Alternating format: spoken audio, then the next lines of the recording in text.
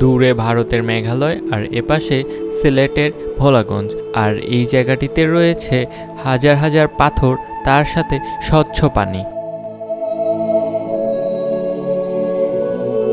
আর আজকের পর্বে আমি আপনাদের দেখাবো ভোলাগঞ্জ সাদা পাথরের সৌন্দর্য।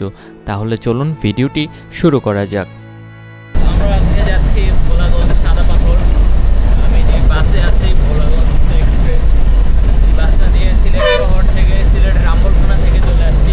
এই যে দেখতে পাচ্ছেন অবস্থা, ওই যে দূরে মেঘালয়ের পাহাড় দেখা যাচ্ছে।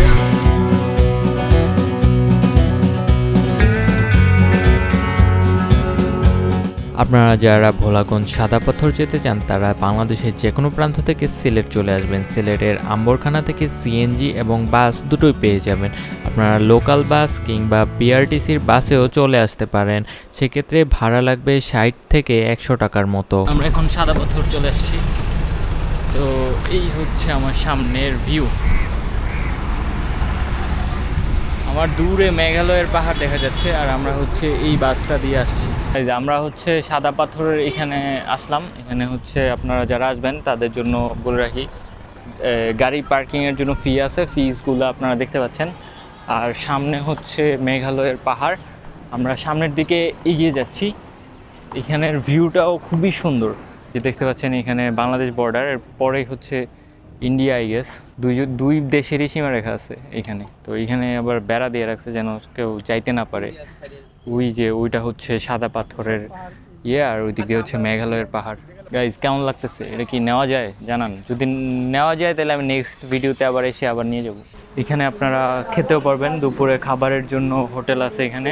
এখানে সব কিছু আছে, তো কোনো প্যারাই হবে না আপনাদের খাবারের জন্য। প্লাস এই যে সামনের ভিউটা দেখেন, কত সুন্দর একটা ভিউ। তো এখান থেকে হচ্ছে আপনাদের টিকিট নিতে হবে। এই যে এখান থেকে আপনারা মূলত 8 জন যেতে পারবেন এক নৌকায়। 800 টাকা ভাড়া নিবে। আপনি চাইলে একাও যেতে পারেন অথবা 8 জন সহ যেতে পারেন। তো এই হচ্ছে ওদের চার্ট, আর এখান থেকে হচ্ছে টিকিটটা নিয়ে নেবেন। এখানে অনেক ধরনের নৌকা আছে, এই নৌকাগুলা দিয়ে মূলত আমরা যাব। তো একটা নৌকাতে উঠে যাই, নৌকায় সর্বোচ্চ 8 জন উঠতে পারবেন আপনারা। তো এই হচ্ছে নৌকাগুলা অবস্থায়, এইগুলা দিয়ে হচ্ছে আমরা সাদা পাথর যাব।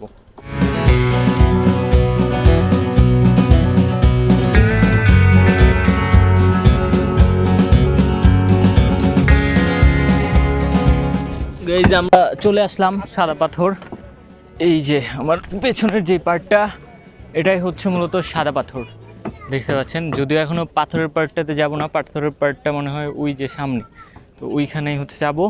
আর এখান থেকে হচ্ছে আমাদের নৌকা এসে নামাই দিছে মাঝি, আবার মাঝিকে কল দিলে হচ্ছে আবার নিয়ে দিয়ে আসবে। এখন সাদা পাথরে আসলাম, আর এখানে দেখেন ডাব আছে, প্লাস খাবারের জন্য অনেক কিছুই আছে। এখানে প্রচণ্ড রোদ, মানে গরম অনেক বেশি।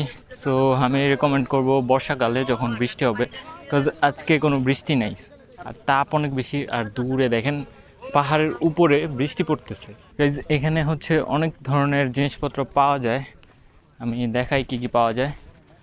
এখানে এই যে শ্যাম্পু টেম্পু থেকে শুরু করে বিভিন্ন ধরনের জিনিস এখানে পাওয়া যায় এর পাশের দোকানে।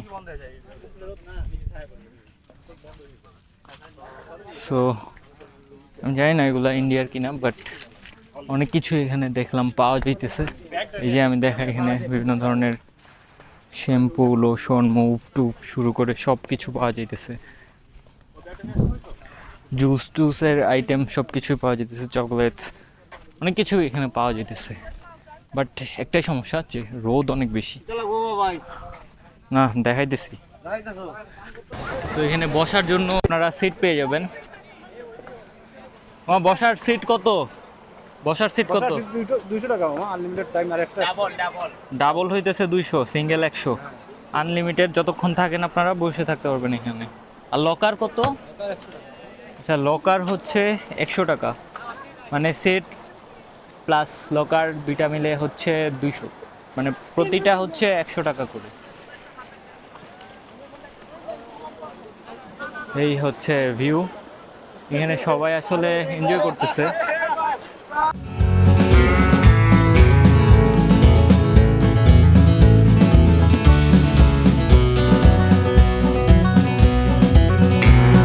সাদা পাথরের এই স্বচ্ছ পানি মূলত আসে মেঘালয়ের নকলাই ওয়াটারফল থেকে।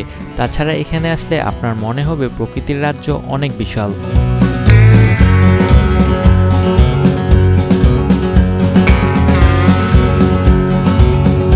সাদা পাথরের একদম লাস্টের দিকে দাঁড়ায় আছি।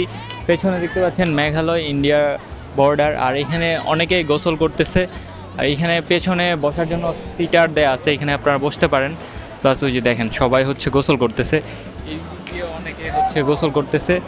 সো এই হচ্ছে অবস্থা। সেদিক দিয়ে তেমন কিছু নেই, পাথর আছে, বসার জন্য জায়গা দেওয়া আছে। আর দূরে হচ্ছে ওই যে রেড ফ্ল্যাগ দেখতে পাচ্ছেন, এর বেশি আসলে সামনে যাওয়া যায় না। এই সাদা পাথরে আসলে আপনি এই টাইপের জায়গাগুলোতে আসলে বসে থাকতে পারবেন, সবাই বসছে অনেকেই। আর হচ্ছে সামনের ভিউটা দেখেন কত সুন্দর, এখানে অনেকেই হচ্ছে গোসলে নেমেছে। ওই দিক দিয়ে আবার রেড ফ্ল্যাগ দেওয়া আছে, এর বেশি যাইতে পারবেন না, বাট এখানে অনেকেই হচ্ছে গোসল করতেছে নেমে এই জায়গাটার। আর এখানকার পানি খুবই ঠান্ডা, আমি দেখাই, এই যে পানি ঠান্ডা আর পাথরগুলো খুব পিচ্ছিল। আমি আপনাদেরকে আরেকটা জিনিস বলি যে আমার পেছনে দূরে হচ্ছে দেখা যাইতেছে একটা পাথর ভাঙার মেশিন। এটা কিন্তু অনেক পুরনো, একসময় এখানে পাথর ভাঙা হতো, বর্তমানে এটা বন্ধ আছে। প্লাস এখানে আরেকটা জিনিস দেখাই, এই যে আমার পাশে হচ্ছে একটা মসজিদ আছে, এই মসজিদটা কিন্তু একদম সীমান্তবর্তী এলাকায়। এই যে আপনাদেরকে আরেকটা জিনিস দেখাই, ওই যে দেখতে পাচ্ছেন এটা হচ্ছে মসজিদ, আর এই যে ওখানে হচ্ছে ইন্ডিয়ার বর্ডার, এর ওই পাশে হচ্ছে যাওয়া যায় না, ওইটা মেঘালয় ইন্ডিয়া, আর এই পোর্শনটা হচ্ছে বাংলাদেশ। এই দেখতে পাচ্ছেন সবাই অনেক এনজয় করতেছে, এখানে সবাই গোসল টোসল করতেছে, লাভ দিচ্ছে। তো এই জায়গাটা আসলে আপনাদের ভালো লাগবে, আর এইভাবে আমার মতো সিটার নিয়ে এখানে বসে থাকতে পারেন। আমার অবস্থা দেখেন, আমি এখানে বসে বসে জাস্ট রেস্ট নিতেছি, এত গরম আশেপাশে। আর সামনের ভিউটা হচ্ছে এটা, খুবই সুন্দর।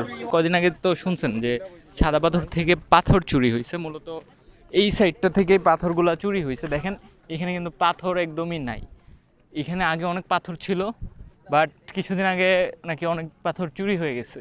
তো আমাদের এমন কিছু করা উচিত না যা পরিবেশের ক্ষতি করে। আপনারা যারা এখানে কাপড় নিয়ে আসবেন না, তাদের জন্য টেনশন করার কোনো কারণ নাই, কারণ এখানে অলরেডি কাপড় চোপড় সব ধরনের জিনিসপত্র পাওয়া যায়।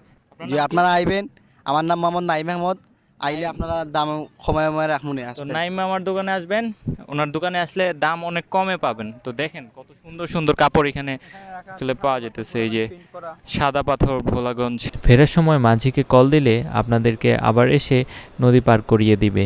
দুপুরবেলা এখন আমরা খাওয়া দাওয়া করবো এখানে বাজারে, কি বলে এটা, মেঘের বাড়ির রেস্টুরেন্ট, এখানে খাবো। এখানে কত কিছু দিছে দেখেন, এই যে ভর্তা, তারপর গরুর মাংস দিবে, ভাত। তো এই যে গরুটা চলে আসছে আমাদের, এই যে গরুটা দেখাই, গরুটা খুবই নাইস। ছিলাম নর্মাল বাসে, আর এখন যাবো বিআরটিসির বাসে। এই যে দেখতে পাচ্ছেন, এই বিআরটিসি বাস দিয়ে হচ্ছে আমরা ব্যাক করব দুতলায়। সামনের সিটটা নিলাম।